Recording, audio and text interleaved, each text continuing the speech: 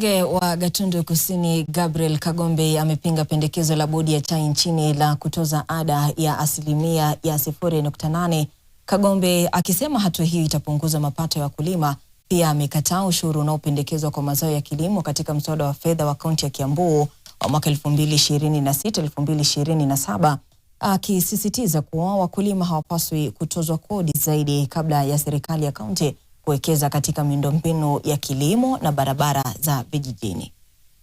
Wakati anafanya kazi ya kulima, sisi kama viongozi wa serikali tuna jukumu moja pekee yake ya kuwasaidia na kuhakikisha kwamba hawa wakulima wanapigwa cheki, wanaongezewa nguvu, wanapunguziwa cost of production ama gharama ya kuzalisha.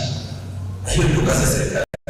Ndio maana serikali imetoa subsidy ya fertilizer kuhakikisha kwamba tunasaidia wale wanyonge.